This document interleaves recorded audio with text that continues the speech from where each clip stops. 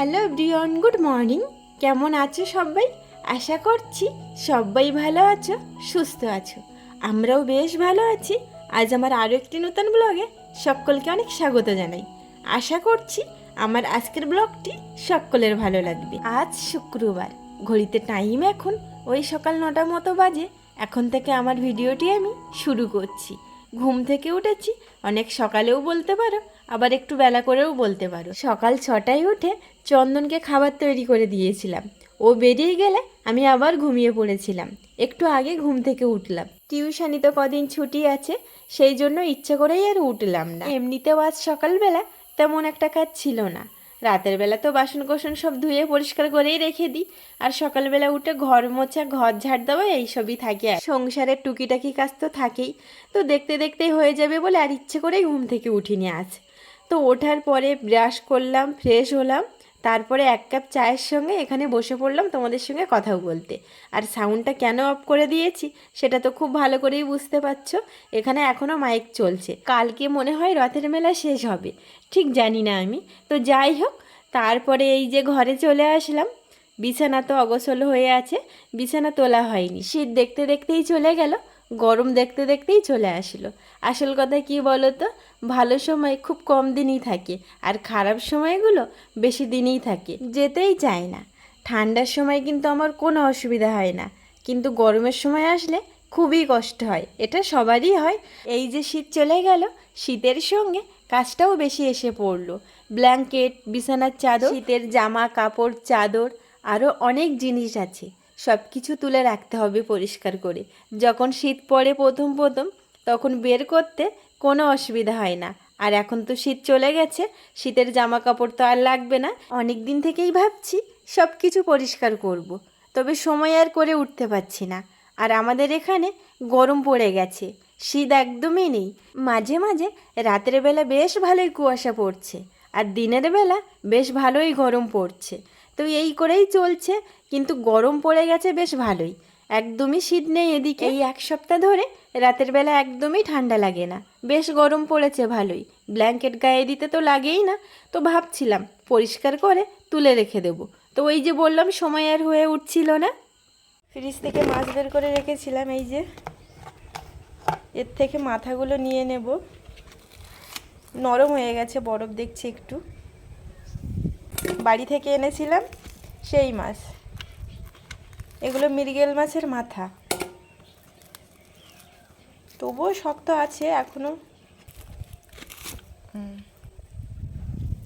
ব্যাস 4 পিস মাছের মাথা নিয়ে নিয়েছি, আর 2 পিস মাছের দাগা নিয়ে নিলাম, আর এগুলো সব রেখে দেব।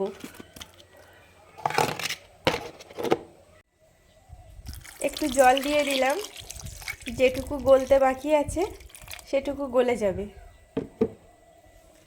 থাক এ সাইডে। কচুরমুখী সেদ্ধ বসিয়ে দিয়েছি, ছাড়িয়ে নিলাম না আর। সেদ্ধ বসিয়ে দিয়েছি, সেদ্ধ হয়ে গেলে ছাড়িয়ে নেব। বাড়ি থেকে 1 কৌটো বড়ি নিয়ে এসেছিলাম, তো সেই বড়ি রৌদ্রে দিচ্ছি। রৌদ্রে দিলে বেশ ভালো থাকে। সেই যে এনেছিলাম বাড়ি থেকে, এখনও পর্যন্ত রৌদ্রে দেওয়া হয়নি, মনেই থাকে না। আজ মনে উঠলো তাই দিয়ে দিলাম। আর এদিকে গরম জল করে মাছটাকে খুব সুন্দর করে ধুয়ে নিয়েছি। তারপরে দিয়ে দিলাম লবণ, তারপরে দিয়ে দিলাম হলুদ, বেশ সুন্দর করে মেখে ঢাকা দিয়ে রেখে দিলাম। আলু দিয়ে সজনের ফুল ভাজা করব, সেই জন্য কুচি কুচি করে আলুটা কেটে নিচ্ছি। আমাদের বাড়ি অনেক বড় আলু বাগান আছে, আলু তোলাও হয়ে গেছে। মা বলছিল বেশ ভালোই আলু হয়েছে, তবে বাড়ি যাওয়া হচ্ছে না আর আনাও হচ্ছে না। আর আসল কথা কি বলো তো, নদীর ব্যাপার তো, বোর্ডের ব্যাপার, আনাও একটা অসুবিধার ব্যাপার। তবুও আনি বাড়ি থেকে। আর এই যে আলু কাটছি, এটাও কিন্তু বাড়ি থেকে আনা। বাড়িতে অনুষ্ঠান হয়েছিল, অনেক আলু বেঁচেছিল, তো কিছু আলু আমাকে পাঠিয়ে দিয়েছিল, সেই আলুই খাওয়া হচ্ছে। এখনও পর্যন্ত কেনা হয়নি আলু, অনেকটাই পাঠিয়ে দিয়েছিল। তো ওদিকে আলু কাটা হয়ে গেছে, এদিকে দেখছি ভাতও হয়ে গেছে, তো ভাতের মাঠটা গেলে নিলাম। এদিকে কচুরমুখিও সেদ্ধ হয়ে গেছে। এই যে মাছে লবণ হলুদ মেখে রেখে দিয়েছিলাম, এদিকে কড়াইও বসিয়ে দিয়েছি। এবারে মাছটাকে ভেজে নেব। একটু গরম হতে থাক কড়াইটা, তারপরে তেল দিয়ে দেব। ততক্ষণে এদিকে কচুরমুখিটা আমি ছাড়িয়ে নিই। আজকে সেদ্ধ করে নিয়েছি যাতে রান্নাটা তাড়াতাড়ি হয়ে যায়। তো তো কড়াই দেখছি বেশ ভালোই গরম হয়ে গেছে, তেল দিয়ে দিলাম। তেলও বেশ ভালো গরম হয়ে গেলে মাছটাকে বেশ ভালো করে ভেজে নিলাম। মাছ ভাজে তেল আছে কড়াইতে অনেক, সেই তেলে দিয়ে দিলাম টমেটো কুচি আর দিয়ে দিলাম তার সঙ্গে লঙ্কা। ভাজা হয়ে গেলে কচুরমুখী সেদ্ধটা দিয়ে দিলাম। আজকে আর পেঁয়াজ রসুন কিচ্ছু দিলাম না, একটু নাড়িয়ে চাড়িয়ে দিয়ে দিলাম হলুদ, তারপরে দিয়ে দিলাম লবণ, তারপরে কিছু সময় কষিয়ে দিয়ে দিলাম সামান্য জল। জল দেওয়ার পরে একটু ঢাকা দিয়ে দিলাম। তো এদিকে ঢাকা থাক, আর এ সাইডে আমি আলু কুচি কুচি করে রেখেছিলাম, সেগুলো ধুয়ে নিচ্ছি। আমি আলু কাটলে এরকম মোটাই হয়ে যায়, কুচি কুচি করে কাটতে পারি না। তো আলু ধুয়ে রেখে দিয়েছি ওদিকে। এদিকে ধুচ্ছি সজনের ফুল, বেশ ভালোভাবেই ধুয়ে নিয়েছি। মাছ একটু লাল লাল করেই ভেজেছি, বেশি তেল দিয়ে, কারণ মাথা তো একটু ভালো করে না ভাজলে ভালো লাগে না। তো এদিকে সব সবজি ধুয়ে নিয়েছি, সবজি বলতে আর কি, আলু কুচি আর সজনের ফুল। এদিকে কচুরমুখির ঝোল ফুটে গেছে, তো মাছগুলো একের পর এক দিয়ে দিলাম। দেওয়ার পরে মাছের মশলা দিয়ে দিলাম, দিয়ে ঢেকে রেখে দিলাম। বেশ কিছু সময় ঝোলটাকে ফুটিয়ে নিলাম, তারপরে ঢেলে নিয়ে নিলাম।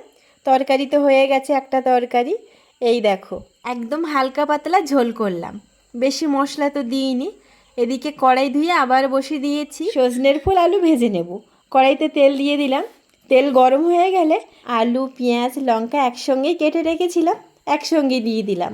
তেলে আর পেঁয়াজ দিলাম না, আলুর সঙ্গে পেঁয়াজটা ভালোই ভাজা হবে, নাহলে তেলে দিলে পেঁয়াজটা বেশি ভাজা হয়ে যেত, সেই জন্য আর তেলে দিলাম না। আলু তেলে দেওয়ার পরে একটু নাড়িয়ে চাড়িয়ে লবণ আর হলুদ দিয়ে দিলাম। তারপর একটু আলুটা নরম হয়ে আসলে সজনের ফুল দিয়ে দেব। সজনের ফুলটা আলুর সঙ্গে একটু ভাজা ভাজা হয়ে গেলে তারপরে নামিয়ে নেব। তো এদিকে দেখো রান্না কমপ্লিট হয়ে গেছে। কচুরমুখী মাছের মাথা দিয়ে হালকা ঝোল, কম মশলায়। আর এদিকে আছে সজনের ফুল আলু আর পেঁয়াজ ভাজা। আর এদিকে আছে কচুরমুখী সেদ্ধ, কিছুটা কচুরমুখী তুলে রেখেছিলাম মাখা খাবো বলে। আর এদিকে আছে ভাত, ভাতের ভিতরে একটা টমেটোও দিয়ে দিয়েছি।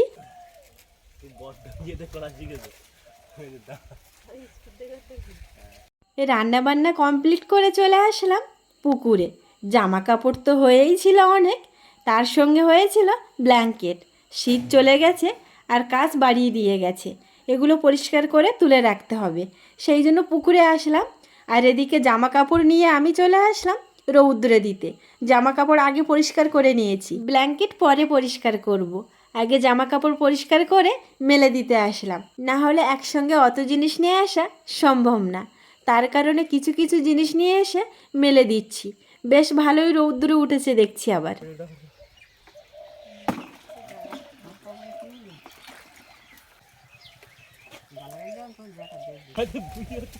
আমি দেখছি কি অবস্থা আছে।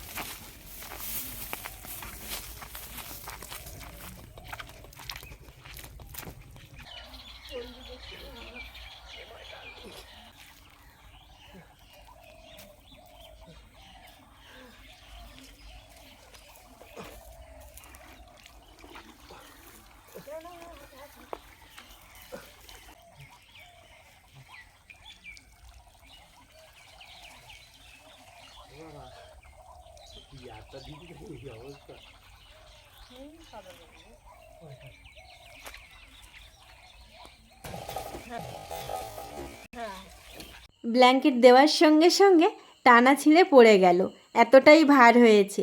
এমনিতেও দুজন মিলে তুলতে পারছিলাম না, জল পেয়েছে তো প্রচুর ভার হয়েছে। তার কারণে আবার জল নিতে হলো পাশের বাড়ি থেকে, পুকুরে নিয়ে যাওয়া আর সম্ভব হলো না, এতটাই ভার হয়েছিল। তো সব জামা কাপড় আবার নতুন করে পরিষ্কার করে মেলে দিয়ে আসলাম। তারপর স্নান করে চলে আসলাম খাবার এখানে। দুপুরবেলা কি রান্না করেছি দেখিয়েছি, তবু আর একবার দেখাই।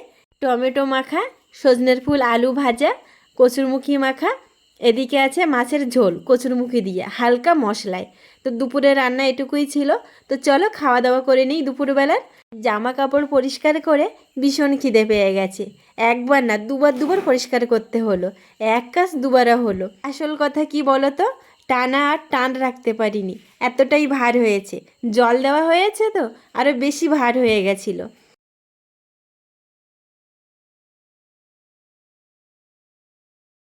খাওয়া দাওয়া করে চন্দন চলে গেছিলো কাজে, আর আমি একটু ঘুমিয়েছিলাম। ঘুম থেকে উঠে এই যে জামা কাপড় তুলতে চলে আসলাম। দুপুরবেলা তো পরিষ্কার করে দিয়েছিলাম, হালকা জামা কাপড় সব শুকিয়ে গেছে, কিন্তু ব্ল্যাঙ্কেট এখনও ভিজে আছে, জল পড়ছে। এবারে আমি তো একা এটা তুলতে পারবো না, এভাবেই থাক। হাত দিয়ে দেখলাম বেশ ভালোই ভার আছে, তো এখানে থাক, চন্দন আসলে তারপরে তুলবো, তত সময় কিছুটা জল ঝরেও যাবে।